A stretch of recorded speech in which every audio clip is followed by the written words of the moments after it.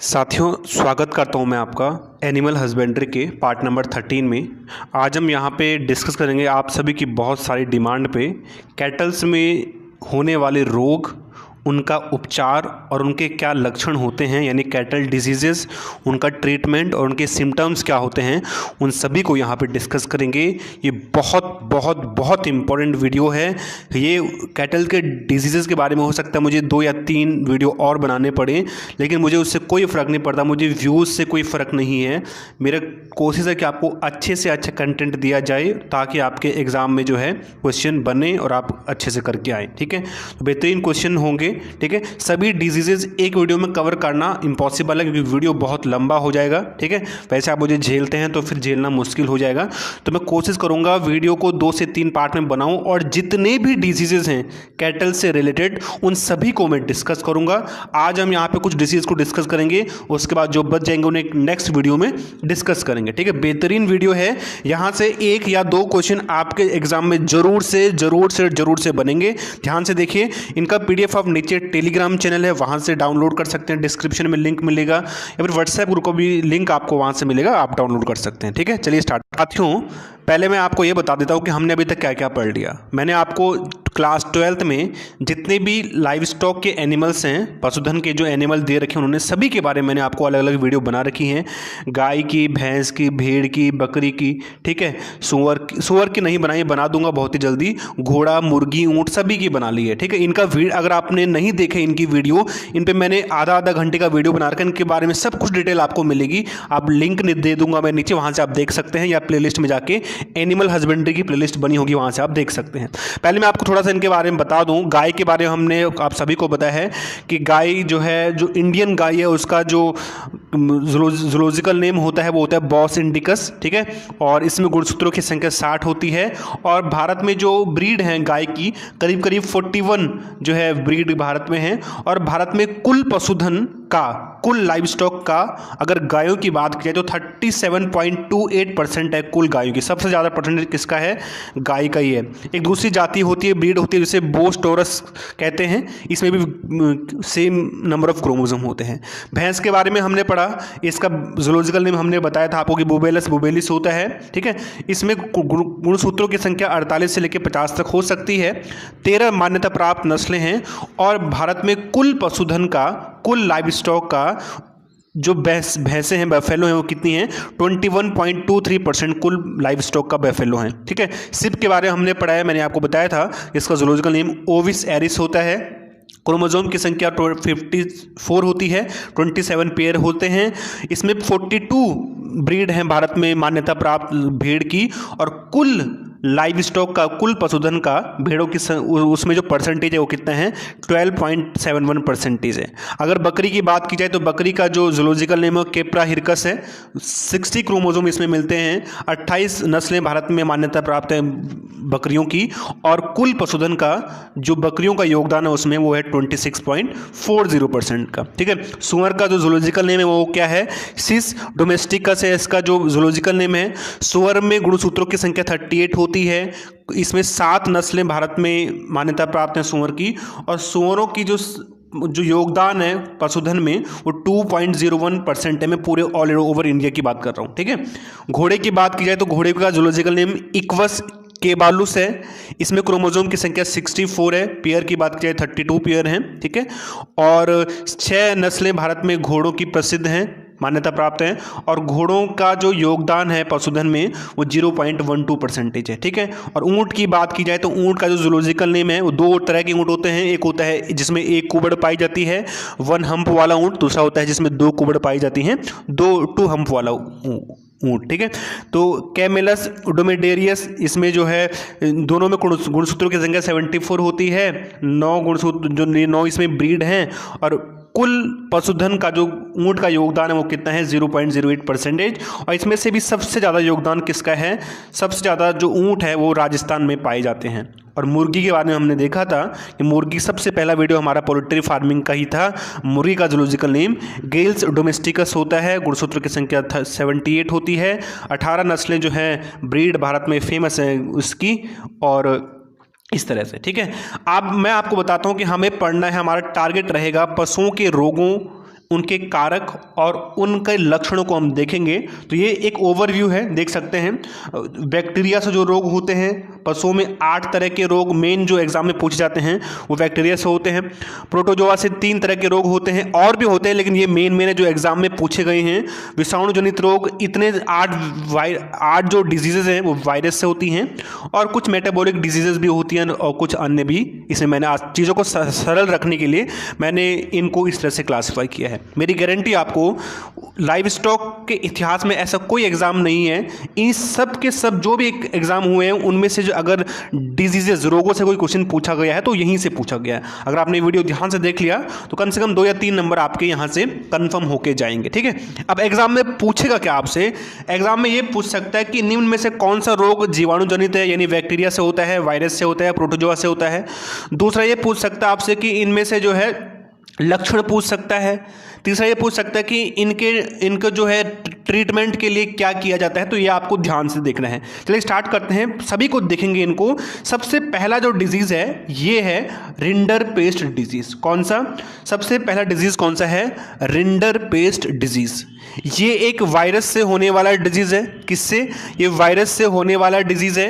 अब जनरली इस rinder paste का जो अन्य नाम है, इसे पशु माता, पशु प्लेग, कैटल प्लेग, शीतला माता, इन अन्य नामों से भी जाना जाता है, ठीक है। पशु प्लेग के नाम से तो बहुत ही फेमस है, ठीक है। किस नाम से? पशु प्लेग के नाम से रिंडर पेस्ट फेमस है, ठीक है। ये वायरस से होने वाला रोग है, और इस रोग की खोज, ये आपको ध्यान रखना है कि रिंडर पेस्ट नामक जो रोग है उसकी खोज की थी निकोली ने। किसने?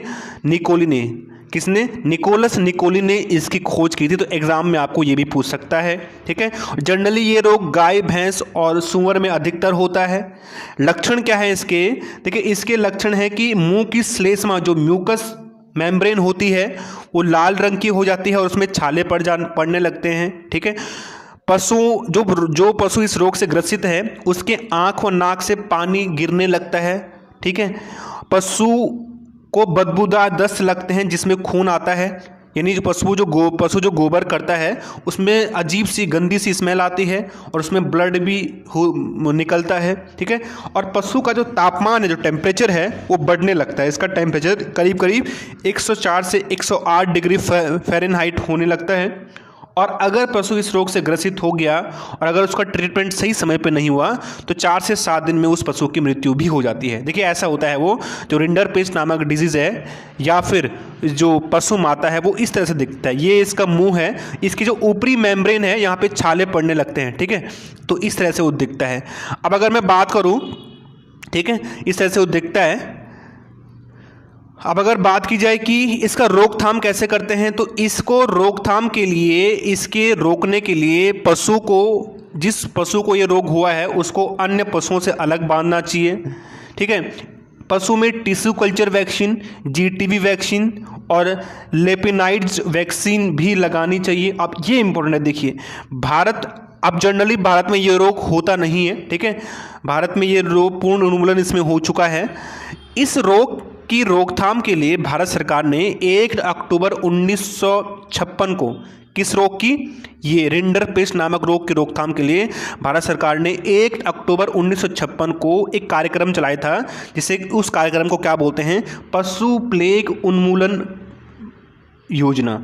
पशु प्लेग उन्मूलन योजना, ठीक है। ये कार्यक्रम चलाया था, ठीक है। और अब भारत में ये रोग होता नहीं है, ठीक है। और इसका वैक्सीनेशन भी है। इसको वैक्सीनेशन करने के लिए जनरली इसका जो वैक्सीनेशन है वो जनवरी-फरवरी माह में किया जाता है, ठीक है। और जन्म के 6 सप्ताह के अंदर इसको लगाया जाता है और बाद में प्रत्येक वर्ष इसका टीकाकरण कराया जाता है और जनरली 3 साल तक इसका टीकाकरण कराया जाता है। उसके बाद पशुओं में इसके लिए एंटीबॉडी डेवलप हो जाती है। उसके बाद जो है टीकाकरण की आवश्यकता नहीं होती, ठीक है। तो पहला डिजीज था कौन सा? Rinder paste. सेकंड डिजीज पे बात करते हैं, फुट एंड माउथ डिजीज। बहुत फेमस, बहुत ज़्यादा फेमस, इंपॉर्टेंट, स्टार लगा लो 3 बार। फुट एंड माउथ डिजीज, इसको अन्य नामों से भी जाना जाता है। इसे बोलते हैं खुरपक्का डिजीज, खंगवा डिजीज या एप्टस फीवर डिजीज, इसे इस नाम से जाना जाता है। लेकिन फेमस किस नाम से है? FMD, foot and mouth disease, ठीक है। ये वायरस से होने वाला रोग है। ये जनरली उन पशुओं में मिलता है जिनमें जो जुगाली करते हैं, अब जुगाली क्या होता है, आपने देखा होगा जो गाय भैंस होती है जब वो घास खाती है तो उनका मुंह बार बार, जब वो घास खाना बंद भी कर देती हैं तो उनका मुंह बार बार चलता रहता है, चलता रहता है, चलता रहता है। तो ऐसे पशुओं को जुगाली करने वाला पशु कहा जाता है। ऐसे पशुओं में होता ये है कि ऐसे पशु में दो तरह के स्टोमक पाए जाते हैं, ठीक है। इनमें क्या होता है कि इनमें जो सेलुलोज होता है उसके पाचन के लिए एंजाइम कम पाए जाते हैं। इसके लिए क्या होता है कि इनमें खाना पहले प्राइमरी स्टोमक में जाता है, प्राथमिक आमाशय में जाता है, वहां पे पहले वो खाना इकट्ठा कर लेते हैं, उसके बाद वो धीरे धीरे फिर से वो खाना प्राइमरी स्टोमक से, प्राथमिक आमाशय से फिर से उनके मुंह में आता है और वो धीरे धीरे उसको चबाते हैं, तब जाके वो डाइजेस्ट होता है, ठीक है। तो फुट एंड माउथ डिजीज के लक्षण क्या है? यह वायरस से होने वाला डिजीज है। ये 4 तरह के वायरस से होता है। एक को AOC बोलते हैं, एक को एशिया 1 बोलते हैं, एक को SAT, सेट 1, सेट 2 और सेट 3। तो 4 बल्कि 5 तरह के वायरस से होता है। भारत में जनरली ये एशिया 1 नामक वायरस से होता है ये फुट एंड माउथ डिजीज, ठीक है।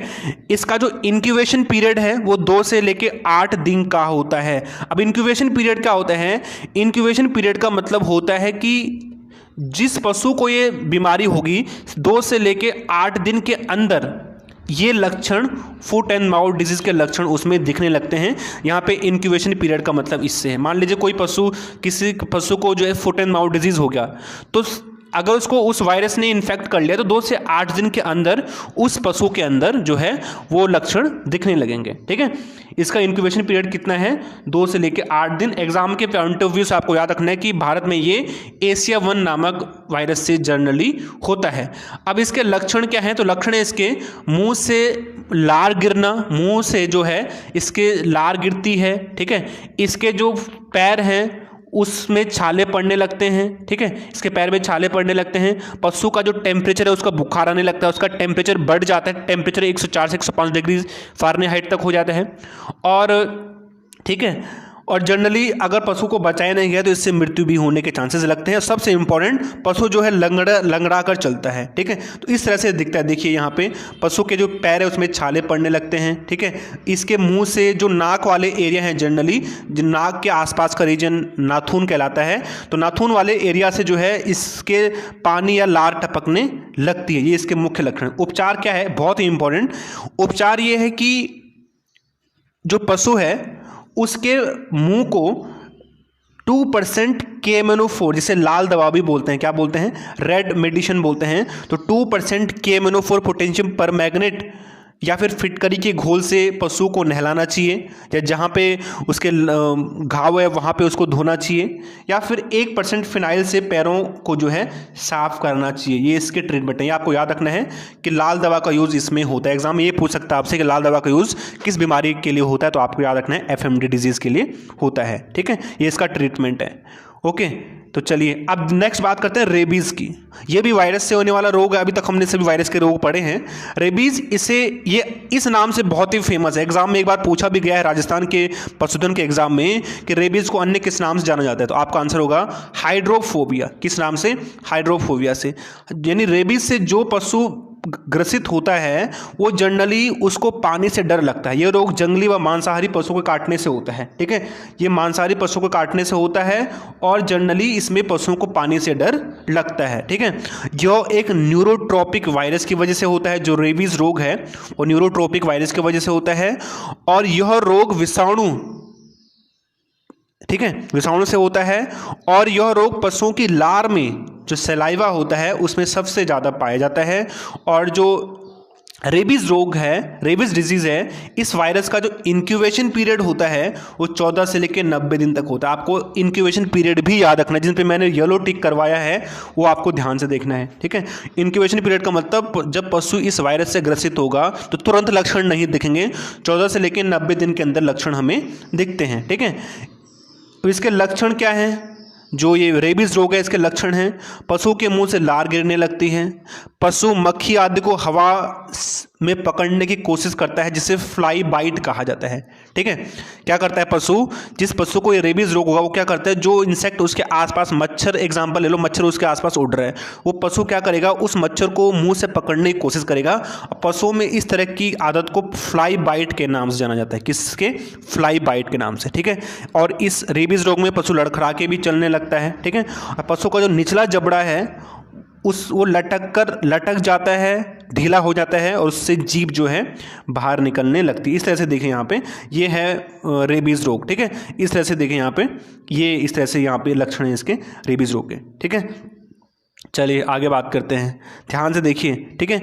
और पशु की मृत्यु भी हो सकती है अगर इसको जल्दी से सही नहीं किया गया, और इसके लिए एंटी रेबीज़ वैक्सीन इसमें लगाया जाता है। और जनरली इसमें एंटी रेबीज़ वैक्सीन का जो है 1 ml सब कट, SC का मतलब यहाँ पे सब कट से होता है। देखिए एनिमल हस्बेंड्री में जब कभी S और C लिखा होता है इसका मतलब सब कट होता है। तो जो दवाई दी जाती है वो 1 ml सब कट के रूप में जन्म के समय, जन्म के 30वें दिन बाद, 7वें दिन बाद, 14 दिन बाद, 30वें 90 दिन पे जो है 1 ml सब कट दवाई दी जाती है रेबीज़ रोग में, ठीक है। नेक्स्ट बात करते हैं काऊ पॉक्स की। किसकी?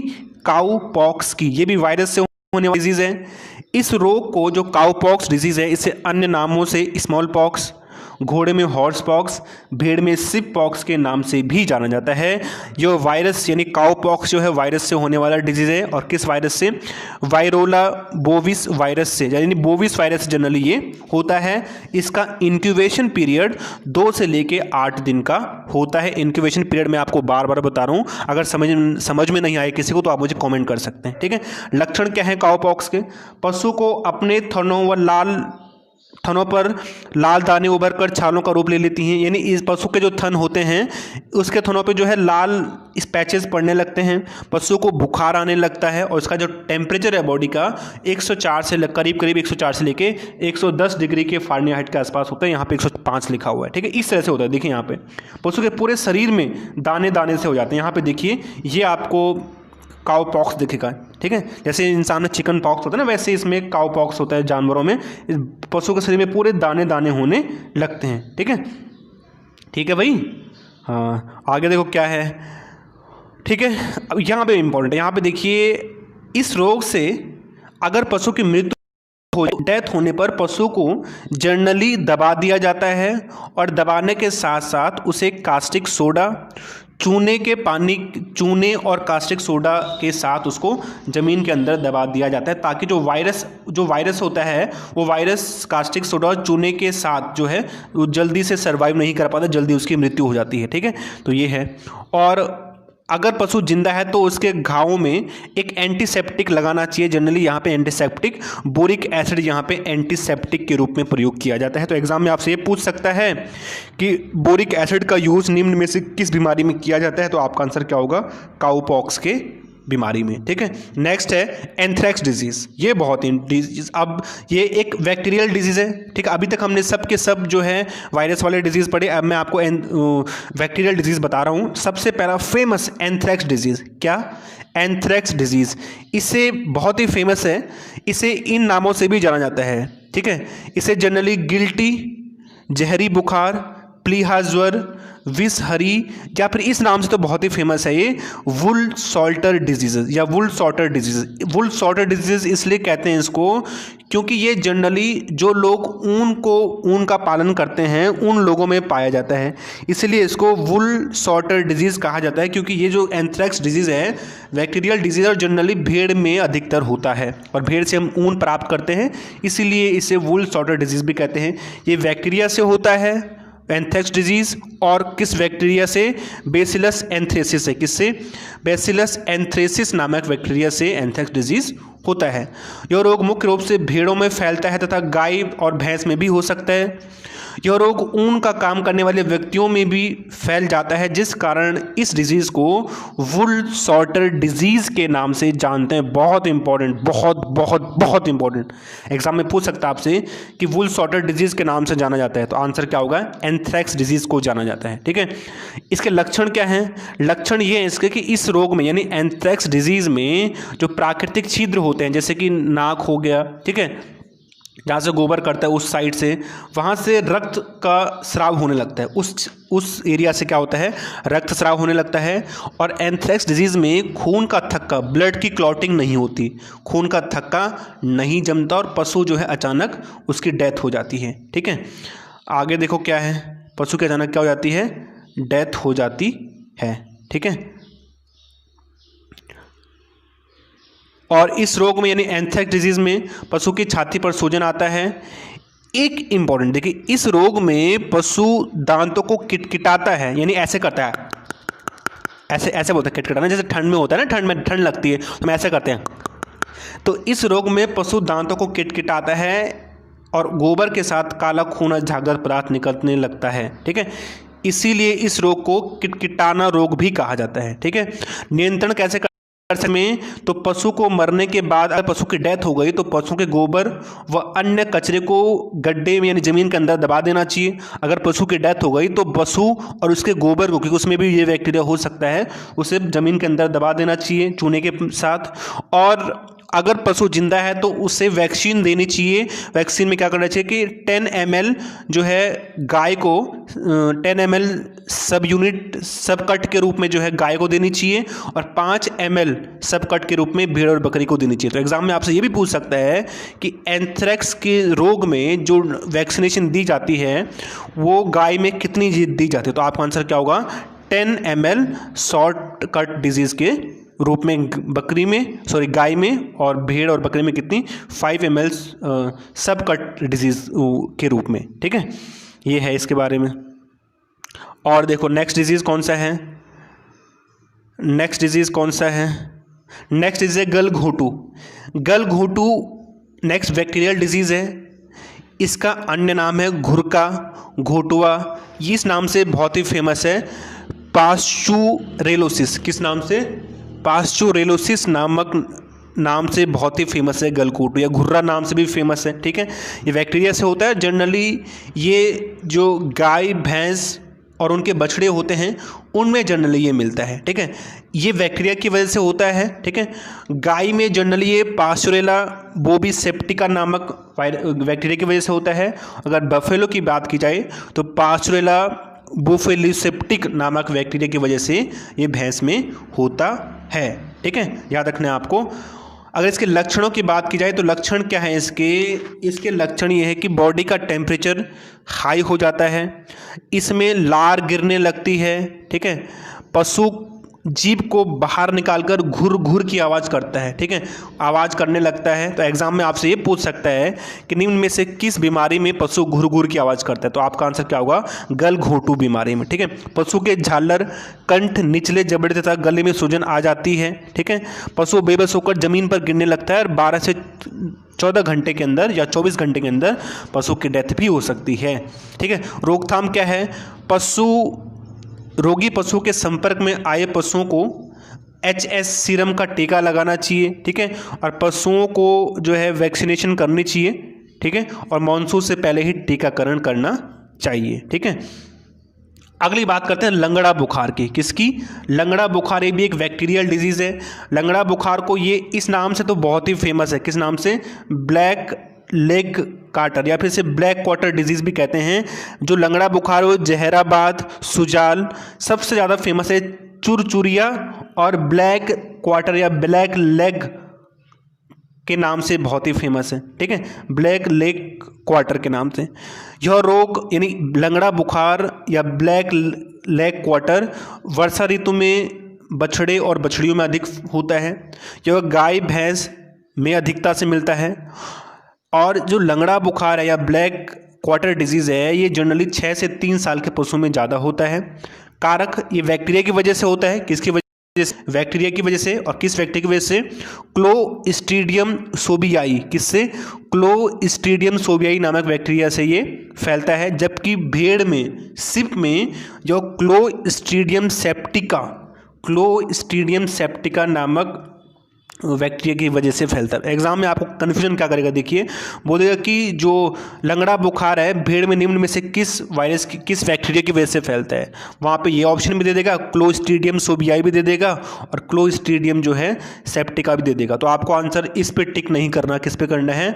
क्लोस्ट्रीडियम सेप्टिका पे टिक करना है। ठीक है, कैसे याद रखना है? भेड़ में रखना है ना। तो भेड़ को इंग्लिश में क्या बोलते हैं? सिप। और क्लोस्ट्रीडियम तो आप याद रख ही लोगे।